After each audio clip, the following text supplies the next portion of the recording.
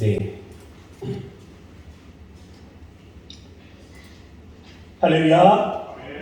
네, 감사합니다. 오늘 이렇게 또 주 안에서 함께 만나게 됨을 기쁨을 여깁니다. 우리 하나님의 성령이 우리와 함께 하시니 그것이 더 큰 기쁨이 될 줄로 믿습니다. 네, 오늘 또 말씀 가운데서 오늘 누리고 또 상한 10년 가운데 용기를 누리면서 우리가 우리에게 주어진 삶을 또 담대함과 용기를 가지고 헤쳐나가는 우리 모든 고향 동산교회 성도들 되어지길 주의 이름으로 축복합니다. 할렐루야. 네, 우리 이 시간에 함께 이 자동차를 타고 여행을 하는 상상으로 말씀을 한번 시작을 해보려고 합니다. 한번 자동차를 타고 우리가 여행을 한다고 생각을 해보세요. 이 자동차를 타고 올라가는데 꼬불꼬불 스트레스 계곡을 따라서 우리가 험난한 산을 올라가고 있습니다. 이 험난한 산을 오르고 나면 짜증 마을로 우회전을 하게 됩니다. 그리고 3km 정도를 직진하고 나면요, 미련 터널이 등장하게 됩니다. 미련 터널을 직진하게 되면 저 멀리 탈진 사거리가 등장을 하게 되고, 그 탈진 사거리에서 직진하면 드디어 기진맥진 턱하고 모든 힘이 그냥 촥 빠져버리는 이 기진맥진 마을에 도착을 하게 됩니다. 이 기진맥진 마을 사람들이 가지고 있는 특이한 이 특징에 대해서 한번 설명을 드리려고 합니다. 한 여인이 있습니다. 이 한 여인이 차를 힘겹게 밀면서 올라가고 있습니다. 언덕길을 올라가고 있는 거예요. 차에서는 이 차에 기름이 가득했지만 이 마을 사람들이 가지고 있는 특징은요, 차에 있는 기름은 오직 시동용으로만 사용을 한다는 겁니다. 여인도 시동을 걸고 지금 힘겹게 이 자동차를 밀면서 언덕길에 올라가고 있는 겁니다. 그 숨이 턱까지 차오르는 게 마치 마라토너가 숨을 쉬는 것 마냥 그렇게 힘겹게 들려오고 있습니다. 차를 밀어 올리기 위해서 뻗대던 발이 지는데 그냥 미끄러지면서 고생을 하며 차를 밀어 올리고 있는 겁니다. 시동을 켜고 간단하게 이 엑셀러레이터만 밟으면 쉽게 올라갈 수 있는 길을 이 기진맥진 마을 사람들은 그렇게 어렵게 살아가고 있는 겁니다. 어떤 사람은 바퀴가 8개가 달린 큰 트럭을 밀고 있습니다. 타다가 왜 이토록 큰 차를 그렇게 힘겹게 밀고 있느냐고 묻습니다. 차에 이상이 생겼습니까? 기름이 떨어졌습니까? 이 차를 밀고 있던 그 근육질의 남성이 일어나서 자신의 팔을 걷어올리면서 이야기합니다.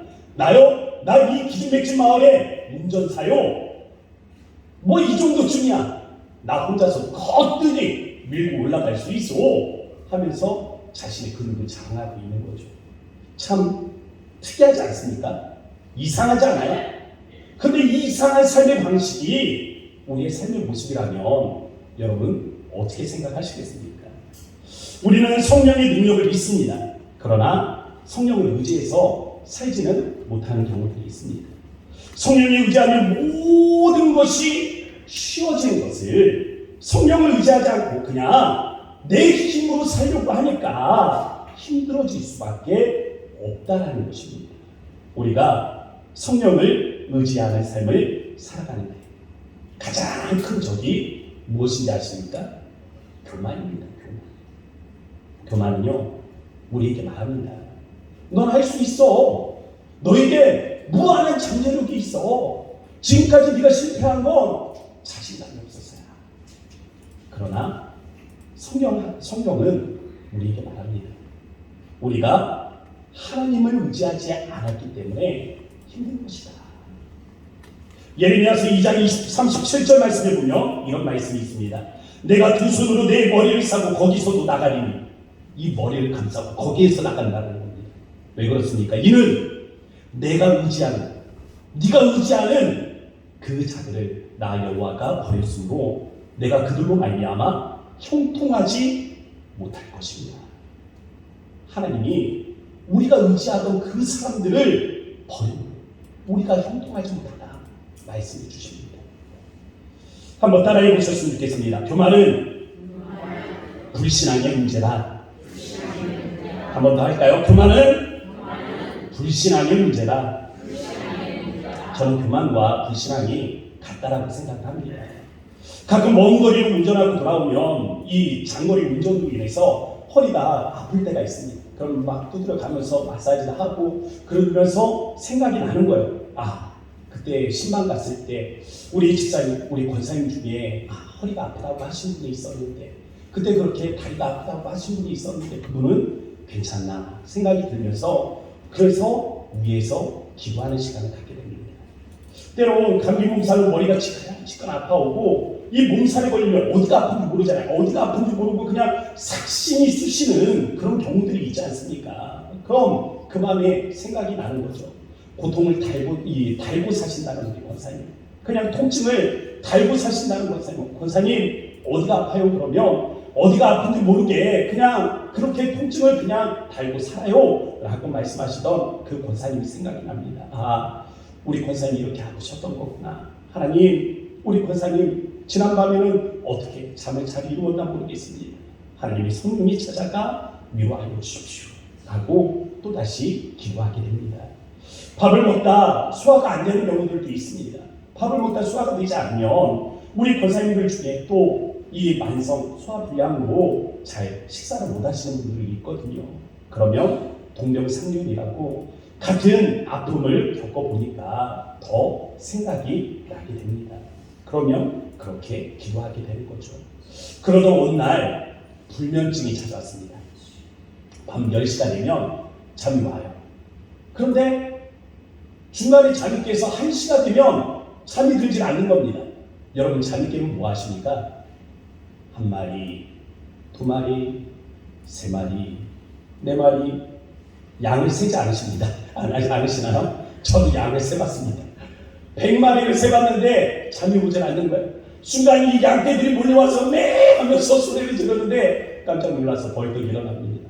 무릎을 꿇고 하나님 앞에 기도하죠. 하나님, 저 사랑하시죠? 사랑하는 자에게 잠을 주신다고 했는데 저한테도 잠을 주세요. 그때 하나님께서 말씀을 하십니다. 믿음을 가져라.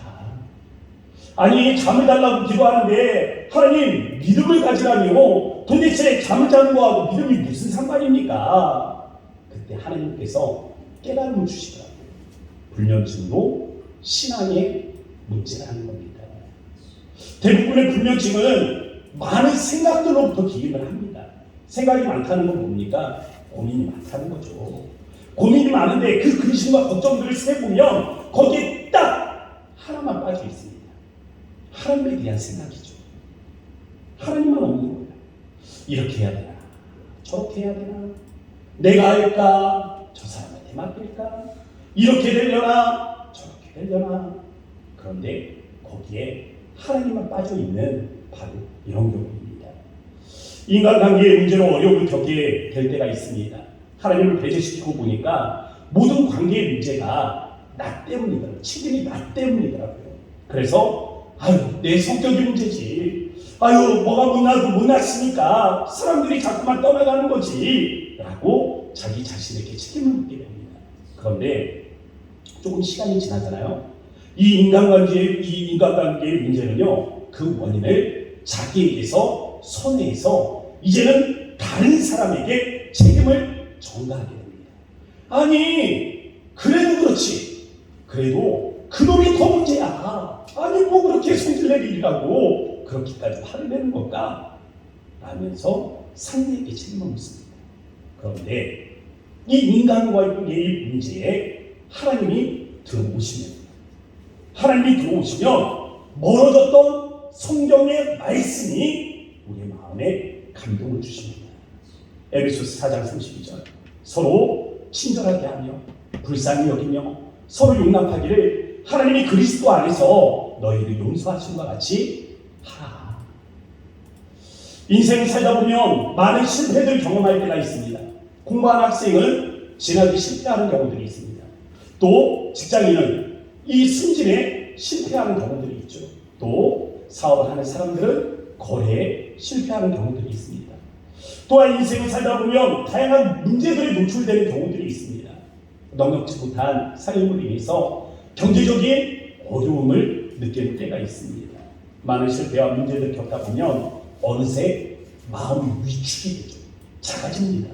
그리고 이 마음이 작아지면 어느덧 일어나지도 않은 미래의 어떤 일들에 대해서 두려움을 갖게 됩니다. 불안해지는 거예요. 자기만을 바라보면 이렇게 불안할 수밖에 없는 인생입니다. 그런데 그 인생에 하나님이 찾아오시면 주님의 말씀이 들려옵니다. 두려워하지 말라. 내가 너와 함께하리라. 놀라지 말라. 나는 내 하나님이 됩니다. 내가 너를 굳세게 하리라. 참으로 나 너를 도와주리라. 참으로 나의 의로운 오른손으로 너를 붙들리라. 질병의 문제도 있습니다. 갑작스럽게 질병이 걸리는 경우들 하나님을 배제시키고 보면 원망이 쌓입니다. 왜 나한테 이런 일들이 일어나는 거야? 내가 그렇게 게을르게 산 것도 아닌데, 내가 그렇게 쉽게 살아온 것도 아닌데, 누구보다도 내 건강에 자신했는데 왜 나에게 이런 질병이 찾아온 거지? 인생에서 하나님이 사라지면 모든 원인과 이유가 나에게로 쏠리면서 스스로를 괴롭히게 됩니다. 그러나 하나님이 그 인생에 다가오시면 달라지게 됩니다. 제자들이 물었습니다. 남에서부터 소경이 되었던 이 소경에 대해서 주님, 이는 그 자신의 죄 때문입니까? 아니면 그 부모의 죄 때문입니까? 그때 주님이 말씀하시죠. 이 병은 누구의 죄 때문도 아니다. 이 병은 죽을 병이 아니라 하나님의 영광을 위하며 하나님의 아들이 이로 말미암아 영광을 받게 하려 합니다. 우리 중 누구도 기진맥진 마을에 살고 싶은 사람은 아마 없을 겁니다. 그곳을 한 번쯤 방문해보고 싶은 사람도 없을 거예요. 누군가 우리에게 멋진 자가용을 선물해 줍니다. 그런데 그 자가용은 시동만 걸 수 있습니다. 시동만 걸고 매일매일 그 자가용을 밀면서 다녀야 된다라고 생각을 해보십시오. 멋진 스포츠카를 선물로 받는다 해도 그것이 우리의 삶을 유용하게 할 수 있겠습니까? 그 멋진 스포츠카가 우리의 삶의 자랑이 될 수 있겠어요? 매일매일 우리를 힘겹게 할 겁니다. 그 멋진 자가용이 매일매일 우리를 고단하게 할 거예요. 오히려 멋진 자가용이 우리의 삶을 피곤하게 만들고 탈진하게 만들어 볼 겁니다. 이처럼 교만은요, 우리의 삶을 피곤하게 하고 지치게 만드는 장애 요인입니다. 성경은 죄에 대해서 참으로 많은 이야기를 합니다. 음란에 대해, 도적질에 대해, 시기와 미움에 대해, 심지어는 게으름까지도 죄악이라고 그렇게 말씀합니다. 그런데 이 모든 죄악들은요, 죄의 중심에 들어오지 못합니다. 죄의 중심에는 성경이 말하는 가장 크고 가장 위험한 죄악의 모습은 교만입니다. 인간이 처음에 범한 죄악의 모습을 기억해 보십시오. 왜 하나님의 말씀에 순종하지 못했습니까? 아담이 하나님의 말씀에 순종하지 못한 것은 바로 이 교만 때문입니다. 나도 하나님과 같이 위대해질 수 있겠다라는 그 교만이 하나님의 말씀을 순종하지 못하게 했던 것입니다. 성경이 말하는 죄악의 중심에는 이처럼 늘 교만이 자리하고 있습니다. 우리가 하나님을 의지하지 않는 본질적인 이유도 결국에는 교만이에요. 내가 할 수 있는데, 내 힘으로 가능한데, 내가 하면 되는데 왜 하나님을 의지하겠습니까? 한번 따라해 보셨으면 좋겠습니다. 성령으로 시작하고 육체로 돌아가는 것이 문제다. 성령으로 시작하고 육체로 돌아가는 것이 문제다라는 겁니다. 우리에게는요, 하나님의 은혜가 무엇인지에 대한 각자의 분명한 체험들이 있으리라 저는 믿습니다. 지난날 우리의 상처받은 마음에 하나님께서 찾아와 용기가 되어주셨던 순간들을 가지고 계시잖아요. 여러분들이 실패했을 때 하나님께서 다가와 손을 붙들어 일으켜주시며 다시금 일어설 수 있는 용기를 주셨던 순간들을 경험하시지 않았습니까? 각자의 은혜들이 있잖아요. 이 분명한 은혜들이 있지 않습니까?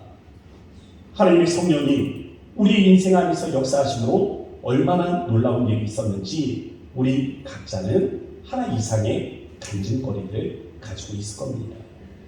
분명한 은혜의 경험을 가지고도 오늘 영적 목마름을 가지고 계신 분들이 있다면 오늘 본문의 말씀을 들으시기 바랍니다. 그 문제가 무엇이라고 지적하고 있는가 보도록 하겠습니다. 3장 3절 말씀, 우리 오늘 본문 3장 3절 말씀을 다 함께 한 목소리로 읽겠습니다. 시작. 너희가 이같이 어리석으냐 성령으로 시작하였다가 이제는 육체로 마치겠느냐. 아멘. 문제는요, 성령으로 시작했다가 육체로 돌아가는 것입니다. 영적인 갈급함을 느끼는 자들마다 스스로에게 물어보시기 바랍니다. 우린 여전히 육에 속해 있는 것인지 영에 속해 있는 것인지 말입니다. 우리 안에 있는 것이 무엇인지를 보면 우리가 어디에 속해 있는지를 알 수 있지 않겠습니까? 우리 안에 있는 것이 무엇입니까? 언제 자랐는지 알 수가 없게 미움과 시기와 질투의 마음들이 우리 안에 있지 않습니까? 어느 순간에 우리의 입술이 험악한 말투로 변해버렸어. 남을 비방하고 남을 욕하고 그 남을 상처 주는 일들에 사용하고 있지 않습니까? 인생 안에 다툼이 풍성히 결실하고 있는 그런 분들 계시지 않습니까? 평생의 친구가 하루아침에 원수로 변하는 일들도 있습니다. 모처럼 자녀와 부모 사이에 이 단란하게 친밀한 만남을 가지려고 했다가도 사소한 것이 결국 잔소리가 되어서 분위기를 망쳐버리는 경우들도 있습니다. 모처럼 부부간에도 마찬가지죠. 오붓한 시간을 보내려고 하는데 아주 사소한 문제가 판을 깨버리게 됩니다. 명절인데 부모님께 어떻게 할 거야? 큰 집에는 어떻게 할 거야? 라는 말이 그 부부관계 그냥 금을 가버리게 하는 거죠. 분명 우리 인생은요, 행복하게 살기에도 짧은 인생입니다. 분명 행복하게 살기에도 짧은 인생이지만 또 행복하지만도 않은 것이 우리 인생이 맞습니다. 우리 자신이 이처럼 행복하지 않은데 어떻게 다른 사람을 행복하게 할 수 있겠습니까? 내가 행복하지 못하니까 나와 어울리는 사람들이 괴로워지는 겁니다. 내가 곁에 오는 사람들을 줄고 싸움의 대상으로 여기니까 나를 만나러 왔다 상처를 받는 사람들이 날마다 더해지게 되는 거예요. 천사같이 생긴 이 전목사도 짜증을 낼 때가 있습니다. 천사 어떻게 생겼는지 모르시죠? 보세요. 보시라고요. 네, 부끄럽습니다. 네. 어느 날 자꾸 짜증이 나더라고요. 좋게 이야기할 수 있는데 자꾸 짜증이 나는 겁니다. 근데 막 머릿속으로 이해가 돼요. 내가 왜 이렇게 말하지? 왜 짜증을 내고 있지? 아는데 자꾸만 짜증이 뱉어져 나오는 거예요. 상대를 공격하고 또 그 사람의 마음에 상처를 주기 위해서 날카로운 언어들을 사용을 합니다. 어떤 언어가 사람을 기분 나쁘게 하는지, 어떤 언어가 사람의 자존심을 무너뜨리는지 알잖아요. 그러니까 그런 언어들을 사용하고 있는 겁니다. 가만히 생각을 해보니까 이 내용은 그닥 중요한 게 아니에요. 그런데 그렇게 상대를 공격하고 있는 나 자신을 발견할 수 있었습니다. 문제가 뭘까 생각을 해보니까 스스로가 성령 충만하지 못한 것이 문제였습니다. 마음에 평안이 없으니까 상대를 공격하게 되는 겁니다. 성령으로 충만하지 않으니까 모든 것이 부정적인 결론들을 맺게 되는 것입니다. 대화는요, 스킬이 아닙니다. 기술이 아니에요. 대화는 상태의 문제입니다. 여러분들이 어떤 상태로 사람들을 만났고 어떤 상태로 사람들과 대화를 하고 있느냐가 중요한 거예요. 성령 충만하지 못한 사람이 아무리 좋은 스킬을 가지고 사람과 대화를 해보십시오. 앞에서도 말씀드린 것처럼 그 사람이 어디에 약점이 있는지를 알기 때문에 오히려 스킬이 있는 사람은 더 공격적인 언어로 사람을 무너뜨리려고 할 겁니다. 우리가 어떤 상태에 있느냐, 이것이 문제입니다. 교만이 문제라는 것이죠. 교만은요, 우리로 하여금 하나님을 의지하지 못하게 합니다.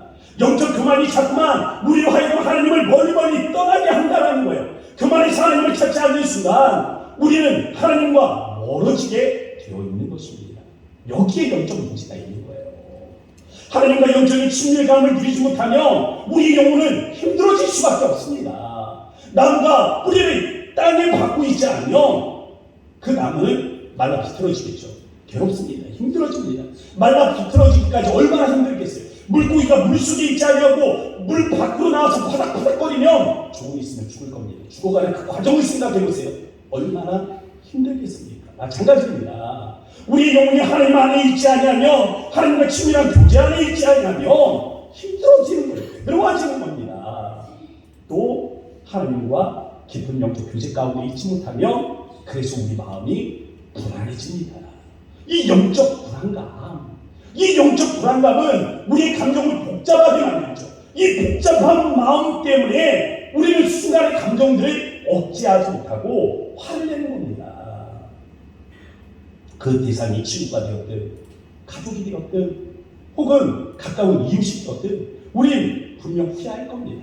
그런데 후회할 줄 알면서도 성령이 충만하지 못하면, 영적 불안감이 가득하면 우리는 그렇게 주변의 사람들을 공격적으로 대하게 된다는 겁니다. 혹시 요즘 들어서부터 주변 사람들과 다툼이 많아지신 분들 계십니까?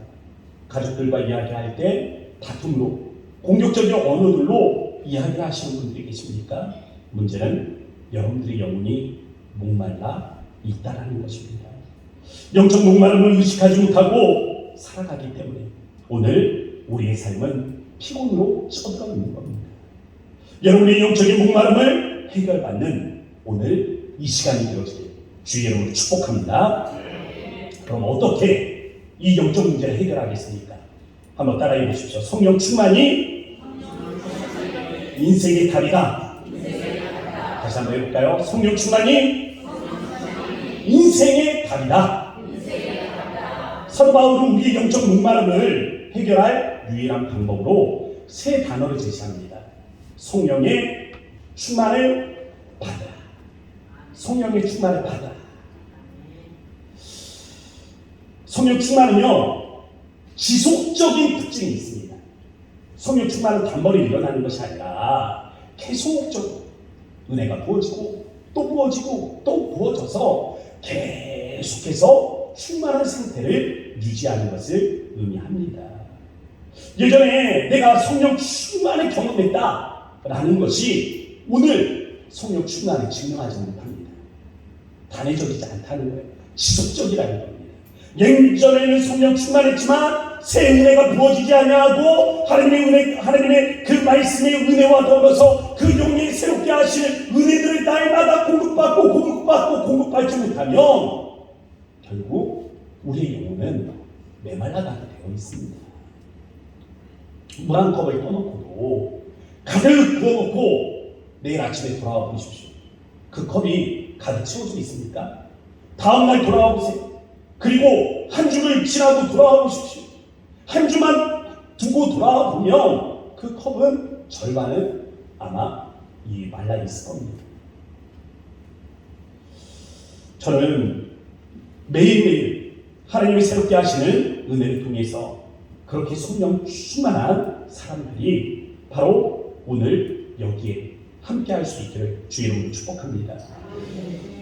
우리의 교만을 벗어버리고 하나님만을 의지하려고 할 때 하나님은 우리에게 성령의 충만한 은혜를 부어주시는 겁니다.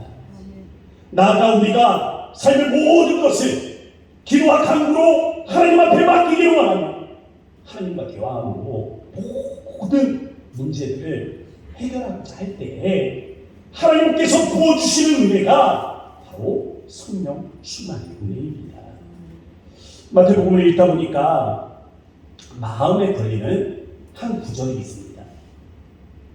마태복음 28장 16절 17절 말씀에 11 제자가 갈릴리에 가서 예수께서 지시하신 산에 이르러 예수를 배웠고 경배하나 아직도 의심하는 사람이 있더라.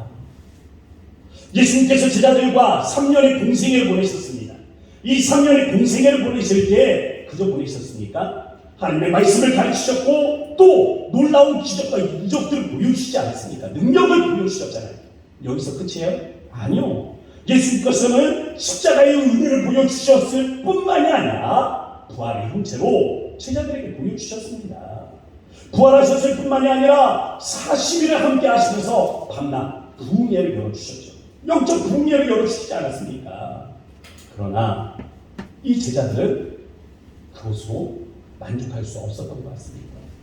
제자들은 모두 빈 무덤의 증인이고 예수의 부활하심에 대한 증인들이었지만 오히려 그 중에는 의심하는 자들이 있었다. 성경은 그렇게 우리에게 말해줍니다. 예수님이 이처럼 의심하는 제자들에게 그럼 내리신 처방이 무엇인가요? 기다려라. 기다려라 라는 것입니다. 기다렸다. 성령을 받아라. 이것이 예수님의 부활을 의심하는 자들에게 내리신 예수님의 처방입니다. 예수님의 부활을 의심하는 자들도 성령을 받으면 믿게 될 것이기 때문에 예수님 기다리고 성령을 받아라 권하고 계시는 겁니다. 제자들은 예수님께서 말씀하신 대로 다락방에 모여서 기도하려고 합니다. 그래서 120명이나 되는 사람들이 한 곳에 모였습니다. 한 곳에 모여서 북닥거리면서 과연 그들은 무슨 이야기를 나누고 있었을까? 그 안에는 많은 갈등 요인들이 있었습니다. 이 갈등 요인들이 불거지기 시작하면 걷잡을 수 없을 만큼 들불이 퍼져나가듯 그렇게 확산될 것이 뻔해 보이는 순간들입니다. 나다나엘이 베드로를 째려보겠죠. 왜요? 이 모닥불 앞에서 베드로가 3번이나 예수님을 부인했던 그 사건을 나다나엘이 기억하고 있는 겁니다. 여자들은 예수님의 제자들 깔볼 수 있었습니다. 왜요? 예수님께서 십자가에 못 박혀 죽으실 때 그 교체를 지킨 것이 누굽니까? 여인들입니다. 예수님의 제자들은 먼 발치에서 그들의 안정을 보장받아 그렇게 예수님 바라보고 있었단 말이에요. 여인들이 깔보고 제자들을 비판할 수 있는 그러한 상황입니다. 예수님의 모친 마리아는 자신의 기득권을 내세울 수 있었죠. 그러면서 예수님을 자신의 울타리 안에 가두려 할 수도 있었습니다. 그러나 성경은 다락방에 모인 사람들을 묘사하되 뭐라 말씀하십니까? 전혀 기도하기에 힘쓰다. 전혀라는 말은 계속이라는 뜻입니다. 계속해서 기도하고 기도했다라는 것이죠. 우린 전혀 기도하는 삶을 살 수 있을까? 계속해서 기도하는 삶을 사는 것이 가능할까? 우리 일과는 너무 바빠서 그냥 잠을 잘 시간도 부족한데 어떻게 우리가 기도하는 일들에 전혀 힘쓸 수가 있겠습니까? 하루가 어떻게 정물을지 모르고 훌쩍 지나가 버리는데 주방에는 이 일 씻을 때마다 설거지해야 할 이 일들로 가득 차 있지 않습니까? 또 저녁이 되면 좋아하는 TV 프로그램이 있고 또 하루를 살아가다 보면 이 사람 저 사람 만나야 할 많은 사람들이 있지 않습니까? 하루를 이 일과들을 쭉 펼쳐놓고 보면 이렇게 바쁘고 이렇게 분주한데 어떻게 전혀 기도하기에 힘쓸 수가 있겠습니까? 하나님, 내가 얼마나 바쁜지 아시죠?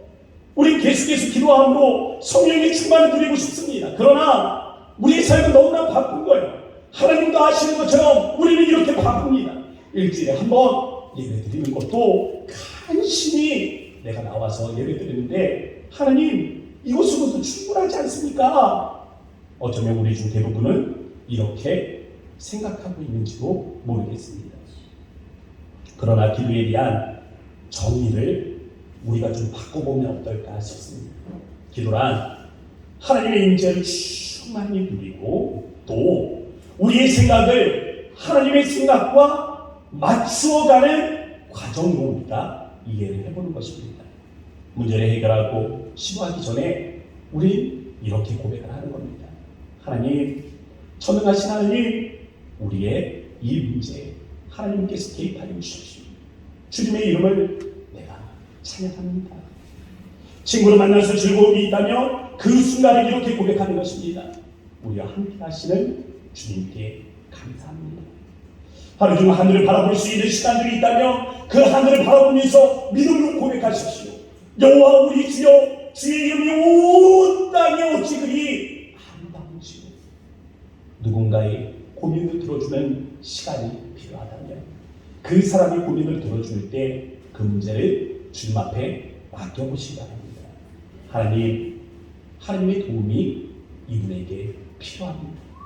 하나님의 능력이 필요합니다. 도와주세요. 성령 충만의 핵심은요, 어떻게 하면 성령을 많이 받느냐가 아니라 어떻게 하면 성령님이 내 삶을 더 깊이 들어와 주관하실 수 있도록 내어드리느냐의 문제인 것입니다. 이것이 성령 충만의 핵심입니다. 우리의 혀와 입술을 바라보시기 바랍니다. 여러분은 어떤 언어를 사용하고 계십니까? 여러분의 입술을 사실만을 말하고 있습니까? 과장을 보태서 이 어떤 사실에 이 과장을 보태는 습관이 없는지 한번 생각해 보시기 바랍니다. 사실을 사실대로 전하지 못하는 것, 이것도 거짓말입니다. 욕설이 난무하고 사람을 이간질시키고 또 거짓으로 가득한 우리 입술을 과연 성령님이 주관하신다고 말할 수 있겠습니까? 우리 마음은 어떻습니까? 분노와 원한으로 가득 차 있고 미움과 시기와 질투로 물들은 우리의 마음을 성령님이 주관하시는 것이라 말할 수 있겠습니까? 성령으로 시작하였다 육체로 돌아간 어리석은 이들의 열매입니다. 죄책감, 수치, 모욕, 두려움, 근심, 염려, 걱정, 경멸, 무시, 냉대, 거만, 무질서, 혼란, 분란, 갈등, 불면증, 관계의 단절과 고립, 자살과 자유. 그러나 이 어리석은 인생의 무대 안으로 하나님의 성령이 임재해 오셨습니다. 하나님의 성령이 이 무지한 인생에 임재해 오는 순간 변화가 시작됩니다. 죄책감과 수치가 변화되어 평안이 됩니다. 경멸과 무시와 냉대가 변화되어 은혜가 됩니다. 두려움과 근심과 걱정이 변화되어 소망과 비전이 되는 것입니다. 이 시간 하나님과의 관계가 소원해 주신 분들이 있다면 성령 충만이라는 이 단어가 멀고도 먼 이야기들처럼 들려지는 분들이 계시다면 이 시간 회복을 소망하시기 바랍니다. 회복하고 싶지만 너무 멀어진 일이라 어디서부터 시작해야 되는지 알지 못하는 이들, 기도를 통해 하나님의 성령을 회복하고 싶지만 기도할 힘마저 잃어버린 자들, 이조차도 하나님 앞에 맡기시기 바랍니다. 성령 충만은요, 우리의 노력으로 이루어지는 것이 아닙니다. 하나님을 의지함으로 변화되어지는 우리의 상태입니다. 이 시간 성령 충만, 하나님 성령 충만하기를 원합니다라는 이 믿음의 소망을 가지고 기도하실 수 있기를 바랍니다. 하나님의 성령에 임재하여 주옵소서. 우리의 마음을 변화시켜 주옵소서. 우리로 하여금 살아계신 하나님을 바라보게 하시고 성령 충만이 우리의 인생의 답임을 믿음으로 고백하며 우리의 인생이 변화되어지기를 주님 간절히 원합니다. 이 믿음의 소망을 간직하며 우리 주의 이름 한번 부르시고 간절한 마음으로 함수하여 기도하도록 하겠습니다. 주여, 아버지 하나님, 그렇습니다. 이 시간에 하나님, 우리가 주님 앞에 하나님 간절한 마음으로 하나님 기도할 때 아버지, 우리 하나님 성령 충만하게 우리들을 보호주시길 바랍니다. 살아계신 하나님, 우리가 하나님 바라보며 아버지, 우리를 하나님 면하시켜 주시는 주님이 하나님도 바로 하나님을 존재하시고 우리가 하나님 바라보며 아버지가 하나님이 하나님 앞에 하나님 믿음을 하기를 바랍니다. 우리 하나님 영혼이 변화되어지기를 바랍니다. 우리 하나님 육체가 변화되어지기를 바랍니다. 우리 하나님 생각들이 변화되어지기를 바랍니다. 살아계신 하나님, 우리가 하나님 바라보기를 바랍니다. 아버지, 우리가 이 육체로 하나님을 변하지 않으면 영으로 시작하였다 육체로 돌아가지 않으면 이 하나님 무지한 인생들을 얘기하게 하기를 원하오니 아버지께서 하나님을 하나님의 그러심으로 말미암아 오늘도 하나님 우리가 성령을 세워주며 하나님의 영으로 하나님을 세워주고 하나님 우리의 인생에 하나님을 세워주며 하나님을 설 수 있는 우리 하나님을 결단하게 함께 할 수 있도록 인도하여 주셔서 오늘도 우리 하나님을 살아계셔서 함께 하시고 은혜를 하나님과 하시고 살아계신 아버지 하나님 감사합니다. 하나님 성령 충만이 답인 것을 믿음으로 고백합니다. 우리 인생의 다툼과 하나님 이 인간관계의 어려움들이 일어나는 이유가 내 자신이 성령 충만하지 못하기 때문임을 이 시간에 깨닫습니다. 근심과 두려움과 걱정의 문제가 우리로 하여금 잠을 이루게 하지 못하는 이유, 이 또한 내가 성령 충만하지 못하기 때문임을 믿음으로 고백합니다. 주님, 이 시간 함께 알려주셔서 우리로 하여금 성령 충만의 은혜를 누리게 하시고 인생의 문제와 어려움이 우리를 향하여 공격해 들어올 때에 우리가 이 일들을 믿음으로 반응하며 담대하게 이겨낼 수 있도록 주님 우리에게 새 힘을 공급하여 주옵소서. 우리를 변화시켜 주옵소서. 사랑이 많으신 예수님의 이름으로 감사하며 기도합니다. 아멘. 이 시간 다 함께 자리에서 일어나셔서 찬송가 190장